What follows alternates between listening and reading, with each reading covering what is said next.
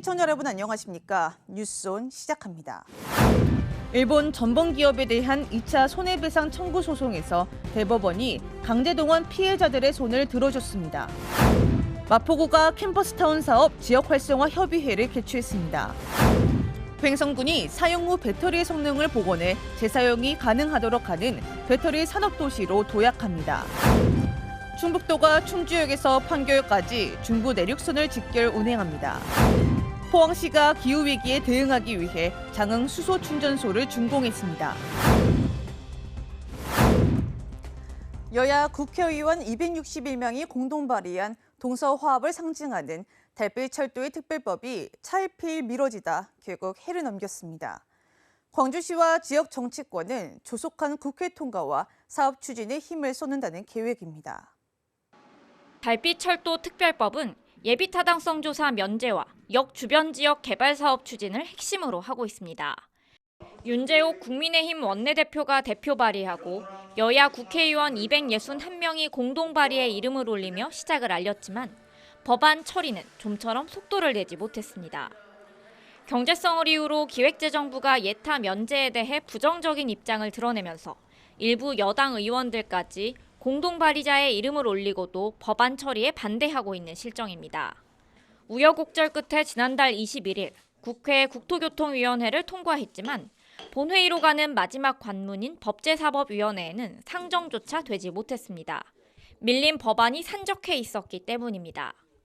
광주시는 대구시와 함께 오는 8일 법사위 통과와 9일 본회의 통과를 목표로 공동 대응에 나설 계획입니다. 다음 주에 있을 이제 법사위 통과를 위해서 지금 6개 시도 10개 시군구가 이제 경유하는 그런 지자체거든요. 그래서 이 단체장분들과 같이 공동 건의도 추진하고 있고요. 법안이 국회 본회의를 통과하더라도 풀어야 할 과제가 많습니다. 우선 원활한 사업 추진을 위해서는 포퓰리즘 사업이라는 인식을 불식시킬 필요가 있습니다. 또 국토부가 반대하는 복선화 방안 등 시속 20km 이상을 낼 수 있도록 시설 기준을 마련해야 합니다. 이후에 복선을 돼야 되는 거고 단선이 된다 할지라도 회피선을 만들면 되는 거거든요. 즉 일정 구간에 있어서는 서로가 교차해서 열차가 다닐 수 있도록 하는 방법들도 찾을 수 있고 동서화합과 지역 균형 발전의 초석이 될 광주 대구 달빛철도 건설 사업이 새해에는 본궤도에 오를 수 있을지 주목됩니다. 수도권 소식입니다. 마포구가 캠퍼스타운 사업 지역 활성화 협의회를 개최했습니다. 지난 19일 마포구청 중회의실에서 캠퍼스타운 사업 지역 활성화 협의회가 개최됐습니다.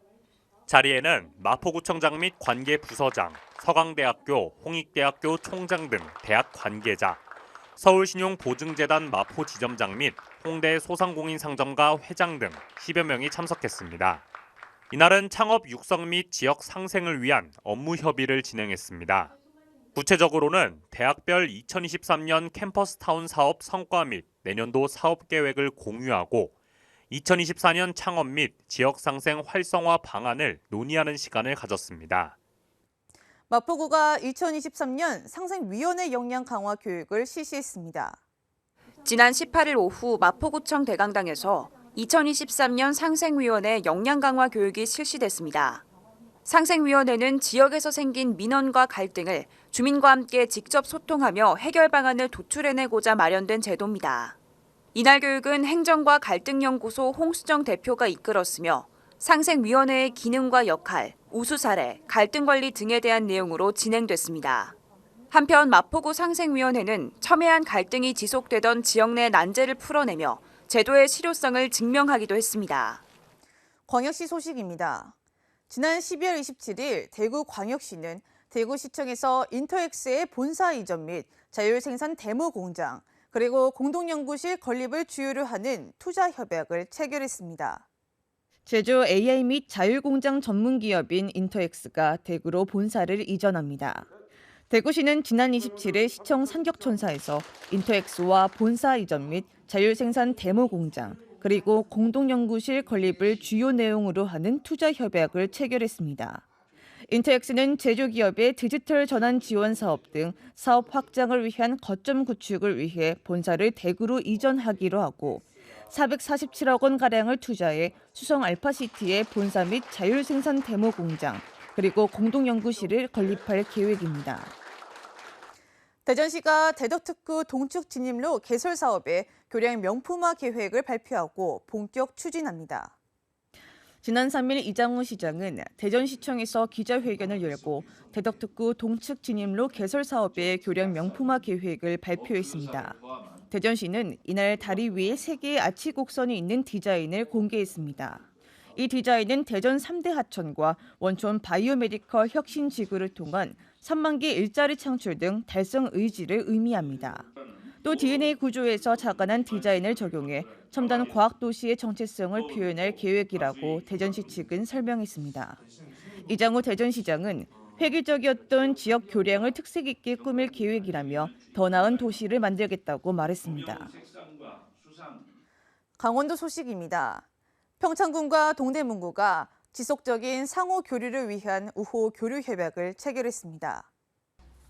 협약식에는 평창군수와 동대문구청장, 평창군의회, 동대문구 의회 등 양기관 관계자 20명이 참석했으며 우호교류 협약서 서명, 기념 촬영, 경동시장 등 주요 명소 견학이 진행됐습니다. 이번 협약으로 두 기관은 시책 교류를 통해 경제 및 관광, 문화, 스포츠, 청소년 등 다양한 분야에서 상호 발전을 위한 교류 사업을 발굴해 나갈 예정입니다. 군은 오늘 협약이 두 지역의 우정을 움트게 하는 씨앗이 되길 희망한다며 앞으로 다양한 분야에서 실질적인 교류가 이루어져 서로 발전하는 계기가 되길 바란다고 전했습니다. 평창군이 12월 29일과 30일 이틀간 이율 진료회에 따뜻한 의료 봉사를 펼쳤습니다. 이율 진료회는 서울대학교 의과대학과 이화여대 의과대학의 연합 진료 봉사 동아리로 의학도로서의 자질 향상과 희생 정신에 입각한 진료 활동을 이념으로 지역사회의 따뜻한 봉사 활동을 이어오고 있습니다. 1965년 창립 이후 50년 동안 봉사 활동을 이어오고 있으며 특히 1980년부터 박림면에 매년 여름과 겨울 2차례씩 방문하여 개촌에 소외된 지역 주민들이 보건 증진을 위해 무료 진료 활동을 펼쳐오고 있습니다. 올해도 개촌복지회관 1층에서 지역 주민들을 대상으로 내과, 가정의학과, 통증 클리닉 등 총 5개 분야에 대해 진료했으며 복부갑상선 초음파, 비형 간염, 소변 검사와 골밀도 검사 등 다양한 분야의 특별 검사도 진행됐습니다. 이번 봉사활동을 통해 보건의료 취약 지역의 주민들은 먼 거리를 이동하지 않고도 전문적이고 종합적인 의료 서비스를 받을 수 있었던 소중한 시간을 보냈습니다. 지난 12월 26일 횡성군과 한림대학교가 업무 협약을 맺고 마이크로 캠퍼스 운영을 통한 지역의 혁신과 발전을 위한 상호 협력을 약속했습니다. 이번 업무 협약은 지역 문제 해결과 산업 고도화를 위한 산업체 육성 및 지원, 지역 인재 육성과 정주 여건 강화를 위한 교육 지원 등을 담고 있습니다. 특히 지역에 산재한 문제 해결을 위해 군의 전략산업과 발전과제 수립 연구를 공동 수행하고 기업의 아이템 발굴과 상용화를 위한 각종 지원, 재직자 교육 및 기술 지도 등 지역 산업체의 역량 강화를 위해 노력할 계획입니다. 이번에 개설하는 횡성 마이크로 캠퍼스는 한림대학교 교수진을 중심으로 연구 및 교육, 산학 협력을 위한 한림대와 지역 간의 개방형 허브로서 향후 확충할 예정입니다. 횡성군이 전기차 성능 보건 배터리 안전성 평가 시스템 구축 사업을 위한 국비 15억 원을 확보하는 등 배터리 산업 기반을 구축하고 있습니다. 전기차 성능 보건 배터리 안전성 평가 시스템 구축 사업은 사용 후 배터리의 성능을 복원해 재사용이 가능하도록 장비를 구축하고 이를 활용하는 기업들의 사업화 지원, 평가, 인증 등을 수행합니다. 군은 해당 국비를 활용해 배터리 모듈 및 팩과 구동, 충전 관련 환경을 갖춘 이모빌리티 기업 지원센터를 조성하고 충돌 후 배터리 부품의 안전성 평가를 수행하는 전기차 배터리 안전성 평가센터와 연계하여 전기차 배터리 연구 실증 기반을 구축할 계획입니다. 또한 차세대 배터리 산업을 선도하기 위해 전고체 배터리 관련 기업을 유치하는 데 총력을 기울여 관련 기업을 유치한 후 우천면 일반산업단지의 양산 체계를 구축하고 제품 양산에 들어갈 예정입니다. 충청도 소식입니다. 충북도가 중부 내륙선의 판교 직결 연장 운행을 위한 개통식을 개최했습니다. 기존에는 충주역에서 판교를 가기 위해서는 환승을 해야 하는 불편함이 있었는데 이번 연장 운행을 통해 충주에서 직결로 판교역에 정차할 수 있게 됐습니다. 연장 운행으로 충주에서 판교까지 열차 탑승 시간이 15분 감소됐고 운임은 어른 기준 일반실 12,300원, 우등실 15,300원입니다. 개통식은 경과보고와 기념사, 축사 등의 순으로 진행됐으며 중부 내륙 철도교통의 발전을 기념했습니다. 충청북도가 9년 연속 지적 제조사 사업 우수기관으로 선정되는 쾌거를 이뤘습니다. 국토교통부가 주관한 이번 평가에서 충청북도는 사업 추진 실적과 정책 기여도 등 모든 부문에 우수한 성적을 얻었으며 특히 지적 제조사 지구 타당성 사전 검토제, 자체 제작 영상 홍보 등에서 좋은 평가를 받았습니다. 2024년에는 신규 시책으로 찾아가는 사업 설명회를 운영하며 사업지구 드론 영상 제작을 비롯한 홍보 활동을 확대한다는 계획입니다. 충북 보건환경구원이 농수산물 방사능 상시 감시 체계를 운영한다고 밝혔습니다. 일본의 오염수 방류로 수산물 안전성에 대한 도민 불안감이 증가하고 있어 이에 대한 대비를 철저히 한다는 계획입니다. 이에 따라 연구원은 도내 대형마트와 공영 도매시장 등에서 유통되는 농수산물에 대해 방사성 물질인 요오드와 세슘의 농도를 상시 검사합니다. 검사 결과는 연구원 홈페이지를 통해 공개되며 세슘이 미량이라도 검출될 경우 추가 핵종 검사가 진행됩니다. 충청북도가 미세먼지 관리대책 민관협의회를 재구성했습니다. 이날 회의에서는 공동위원장 선출, 미세먼지 발생 현황과 주요 저감 대책을 공유했습니다. 협의회는 이번에 기존 18명에서 20명으로 확대 재구성됐으며 미세먼지 관리 대책을 강구하는 등 미세먼지로부터 도민의 건강을 보호할 수 있는 대책을 논의할 계획입니다. 협의회는 도의원과 교수 등 20명으로 구성됐고 임기는 2025년 12월까지입니다. 경상도 소식입니다. 새해를 맞아 이철우 경북도지사가 경상북도 순직 공무원 추모비를 찾아 참배했습니다. 이철우 경북도지사가 지난 2일 순직 공무원 추모비를 찾아 참배하고 직원들과 함께 건무산 정상에 올라 2024년 경북의 힘찬 비상을 다짐하며 새해를 시작했습니다. 이 도지사는 도민의 생명과 재산, 무엇보다도 안전에 최우선을 두고 도민이 안전한 환경에서 생활할 수 있도록 만들어야 한다고 강조했습니다. 그러면서 이를 위해 올해 안전행정실을 출범시킨 만큼 소방과 함께 현장 중심의 재난 대응 체계를 강화해 안전을 최우선으로 일하도록 해야 한다고 당부했습니다. 포항시가 4년 만에 호미곶 한민족 해맞이 축전을 정상 개최해 많은 시민과 방문객이 새로운 출발을 함께했는데요. 힘찬 청룡의 기운이 가득했던 호미곶 한민족 해맞이 축전 소식입니다. 제26회 호미곶 한민족 해맞이 축전이 호미곶 해맞이 광장에서 개최됐습니다. 이번 축제는 청룡의 해를 맞아 용의 승천, 함께 비상하는 환동의 중심도시 포항을 주제로 열렸으며 갑진년 일출과 함께 다양한 프로그램이 눈길을 끌었습니다. 공식 행사는 신년 대북 공연으로 시작됐으며 이후 지난 한 해 포항을 돌아보고 새해 소망을 모아보는 시간을 가졌습니다. 또 새해 인사, 신년 사자성어 발표, 퍼포먼스도 진행됐습니다. 이외에도 해군 항공사령부와 해병대 항공단의 축하 비행쇼, 파페라, 뮤지컬 등으로 구성된 2024 신년 축하 콘서트가 열렸고 다양한 부대 행사가 많은 방문객들의 호응을 얻었습니다. 탄소 중립 시대의 핵심 에너지는 바로 수소입니다. 포항시는 수소 에너지를 통해 기후변화에 능동 적극 대처한다는 방침으로 지역 최초 상용차용 수소 충전소를 준공했는데요. 포항시는 앞으로도 수소 충전 인프라를 꾸준히 확충해 무공해 미래 모빌리티 대전환의 기틀을 다짐키로 했습니다.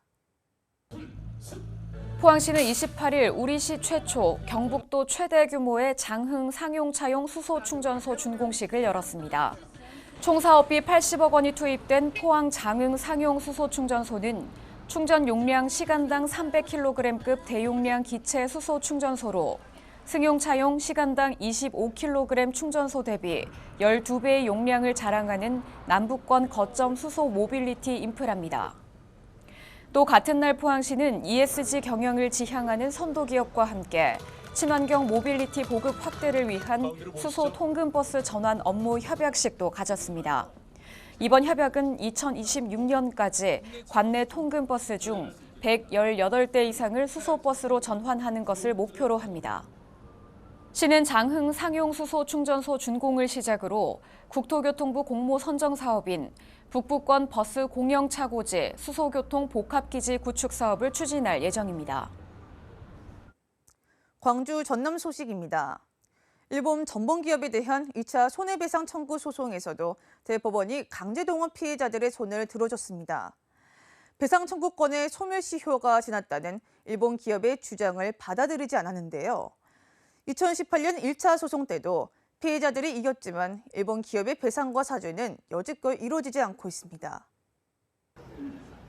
일제 강제동원 피해자들이 일본 미쓰비시 중공업 등을 상대로 낸 2차 손해배상 청구 소송에서 최종 승소했습니다. 대법원은 일본 기업이 피해자 1인당 5천만 원에서 1억 5천만 원씩 배상하라고 판결한 원심을 확정했습니다. 2013년과 2015년 제기된 2차 청구 소송에 참여한 피해자 16명 중 2명만이 생존해 대법원 선고를 지켜봤습니다. 나주에서 소학교 졸업 후 강제동원됐다 1944년 12월 도난카이 지진으로 숨진 피해자 유족 등도 뒤늦게나마 억울함을 풀었습니다. 어떻게 갖고 좋은 학교 보내준다고 어린 딸을 죽여놓고 일본은 사죄 한 번 없잖아요. 지금까지. 대법원이 2차 청구 소송 사건 중 지난 21일에 이어 또다시 피해자들의 손을 들어주면서 일본 기업의 책임을 인정한 겁니다. 일본 기업의 배상 청구권 소멸시효가 지났다는 주장을 받아들일 수 없다고 밝혔습니다. 피해자들의 연이은 승소에도 실제 배상은 이루어지지 않고 있습니다. 2018년 1차 청구 소송에서 일본 기업의 배상 책임이 인정됐지만 5년이 지난 지금까지 해당 기업의 배상과 사과는 없었습니다. 때문에 1차에서 승소한 양금덕 할머니와 이춘식 할아버지의 특별 현금화 명령 재항고 사건 소송을 하루빨리 진행해야 한다는 지적이 나옵니다. 최종 확정된 판결의 취지대로 손해배상 책임을 이행해야 되는 것이고요. 그 현금화 명령과 관련된 재항고 사건도 결정이 곧 있을 걸로 생각하고 있습니다. 이번 2차 소송에 대한 대법원 선고에도 외교부는 제3자 변제를 계속 추진하겠다고 밝혔고 일본 외무성은 주일 정부공사를 조치해 반발했습니다. 산업통상자원부가 해임을 건의했던 한국에너지공과대학교 윤희준 총장이 사의를 표명했습니다. 이 사회에서 해임한 의결을 앞두고 스스로 거취를 결정한 것으로 보이는데 에너지공대는 부총장 체제로 차질 없이 학사 운영을 이어가겠다는 입장을 밝혔습니다. 윤의준 한국에너지공대 총장이 스스로 사의를 표명했습니다. 에너지공대는 최근 윤 총장이 잦은 사퇴 의사를 밝혀 지난 21일 임시이사회에서 서면 의결을 통해 윤 총장의 사표를 수리했다고 밝혔습니다. 공석이 된 총장 자리는 박진호 연구부총장이 직무대행을 맡게 됐고 박 대행은 대학 운영에 차질이 없도록 노력하겠다고 밝혔습니다. 윤 총장의 자진 사퇴는 어느 정도 예견됐던 일이기도 했습니다.